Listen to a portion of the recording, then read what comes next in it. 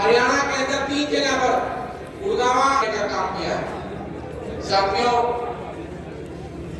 अगर मैं श्री गुरुदास जी की बात करूं तो संत श्रोमणी श्री गुरुदास जी एक ऐसे महान। अरे भाई आप लोग पीछे हो जाओ पहले। धक्का जा तुम बीच में मीडिया को। श्री गुरु रविदास जी महाराज की, संत शिरोमणि श्री गुरु रविदास जी महाराज की, संत शिरोमणि श्री गुरु रविदास जी महाराज की, भारत माता की, भारत माता की, वंदे वंदे वंदे। अम्बेडकर, डॉक्टर अम्बेडकर, गुरु रविदास शक्ति। बहुत धन्यवाद, नमस्कार। बहुत बहुत आभार आदरणीय संजय भाटिया जी, सांसद। संत वृंद का स्वागत करते हुए श्री दुष्यंत गौतम जी। गुरु रविदास शक्ति, गुरु रविदास शक्ति, डॉक्टर भीमराव अम्बेडकर, गुरु रविदास शक्ति।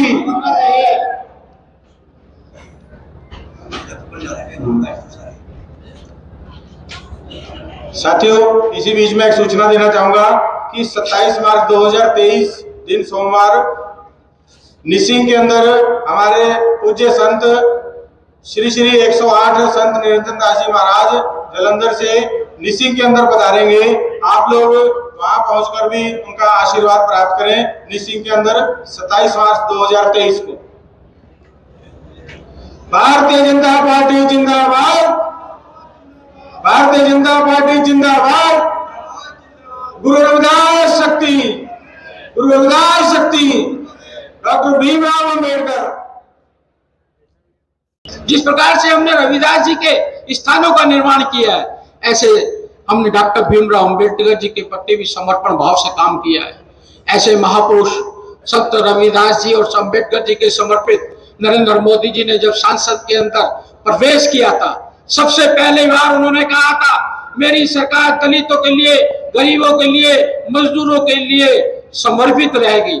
और जाकर कहा था संविधान को नमन करते हुए मेरी सरकार संविधान के अनुरूप चलेगी, संविधान के तरह चलेगी।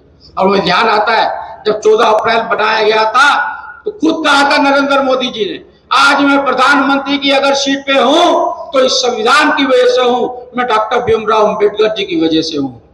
बंधु, डॉक्टर भीमराव अम्बेडकर जी का इतना बड़ा रूप जो हमको देखने के लिए मिलता है, आपने देखा होगा। अब से पहले हम लोग डॉक्टर भीमराव अम्बेडकर जी को दलितों का ही नेता कहते थे दलितों के मसीहा हैं, इन्होंने आरक्षण दिया है। लेकिन जब आपने 2014 का 2015 के अंदर 26 नवंबर को जब पार्लियामेंट में डिबेट हो रही थी, जब मोदी जी ने कहा 26 नवंबर 1949 को देश को संविधान समर्पित किया गया था। जो संविधान समर्पित किया गया था, हम उस डे को किस प्रकार से मनाते हैं? उन्होंने पूछा अरुण जेटली जी से। हाँ, हम मनाते हैं उसको ला डे के रूप में मनाते हैं। क्या होता है ला डे? कैसे मनाते हैं ला डे? अरे उस दिन तो संविधान समर्पित किया गया था। आपको डॉक्टर भीमराव अम्बेडकर जी को याद करना चाहिए। बंधु, मुझे जानकर, आपको बताकर बड़ी खुशी हो रही है, पूरे 1949 से लेकर 2015 तक संविधान दिवस को ला डे के रूप में मनाते रहे। कोई अधिसूचना जारी नहीं हुई, लेकिन 2015 के अंदर डॉक्टर भीमराव अम्बेडकर जी के 26 नवंबर को संविधान दिवस के रूप में मनाया गया। इस पृथ्वी पर आपने देखा होगा लोगों के जन्मदिन मनाए जाते हैं, कुछ लोगों के परिनिर्वाण दिवस मनाए जाते हैं, लेकिन डॉक्टर भीमराव अम्बेडकर जी ऐसे व्यक्ति हैं जिनको जन्म दिवस पर भी याद किया जाता है, परिनिर्वाण दिवस पर भी याद किया करता है और संविधान दिवस वाले दिन भी याद करते हैं। 3 दिन याद करते हैं डॉक्टर अम्बेडकर जी को। अगर डॉक्टर अम्बेडकर जी के प्रति आपने समझना हो, सीखना हो, अगर डॉक्टर अम्बेडकर जी के प्रति हमने जो किया है, जो देश नरेंद्र मोदी जी ने किया है, तो 26 नवंबर के डिबेट को आप देखिएगा।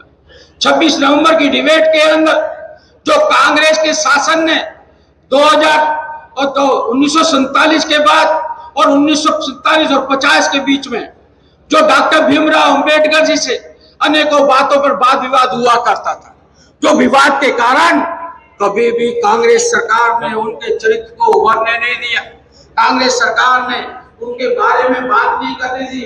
तो मैं भारतीय जनता पार्टी की शासन दलित नेताओं को धन्यवाद करना चाहता हूँ, जिन्होंने डॉक्टर अम्बेडकर को याद करते हुए दलित नेता के रूप में समाप्त करने का काम किया।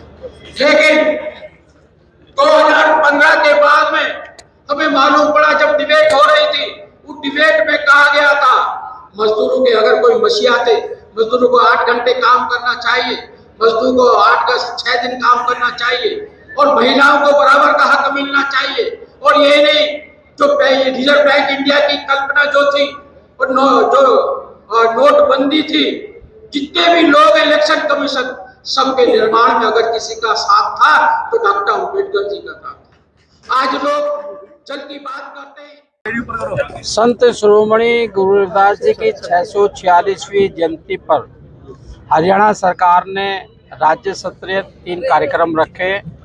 उनका मैं बहुत बहुत धन्यवाद करना चाहता हूं, क्योंकि ये सरकार, वर्तमान की सरकार, हरियाणा सरकार हो या केंद्र सरकार हो, जितने भी महापुरुषों ने देश के एकता अखंडता के लिए काम किया है और अपना जीवन दिया है, उनके लिए समर्पित सरकार है।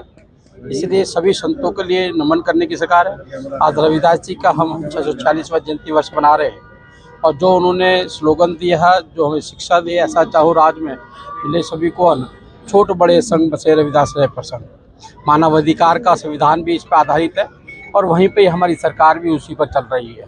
सब मिले सभी को अन्न। आपने देखा होगा, जहाँ हमारे पड़ोसी देशों के अंदर, चाहे वह पाकिस्तान हो, श्रीलंका हो, दाने दाने से मुताद है। आज हम 3 साल से 80 करोड़ लोगों को फ्री भोजन देने का काम करें। छोट बड़े संघ बसे हैं। आपने देखा होगा, सबका साथ, सबका विकास, सबका प्रयास। हमने सारी योजनाओं का जो उल्लेख किया गया है, जो दी गई हैं, हमने उसमें जाति नहीं देखी, धर्म नहीं देखी, भाषा नहीं देखी। इसलिए इन महापुरुषों के, संतों के बताए हुए रास्ते पर ये हमारे लिए मूल्य है, ये हमारे लिए सारी मजबूत स्थिति देने के लिए नैतिक चीज़ें जो हमको सिखाई गई है, उस पर हमारी सरकार चल रही है। तो माना जाए कि जो कुछ भी सरकार कर रही है वो इन्हीं महापुरुषों के नेतृत्व में लक्ष्य कदम पे कर रही है। इन्हीं महापुरुषों, सभी महापुरुषों के, क्योंकि संतों की नगरी रही है, संतों ने देश को चलाया है और उसी प्रकार से समाज उनसे सीखते हैं। पुराने लोगों से सभी से सीखा जाता है, उनसे सीख के चल रहे हैं। Any question? धन्यवाद।